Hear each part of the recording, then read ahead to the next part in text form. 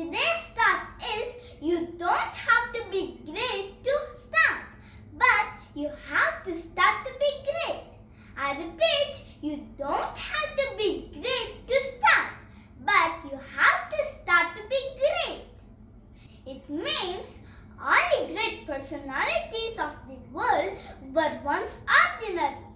They started a journey as very common men, and with their hard work, they achieved great heights in life. So nobody should think that we are not in a great position to start. We can start our journey at any time. This is today's start. Thank you for watching this video. Please like, share and subscribe to my channel for more videos. Bye.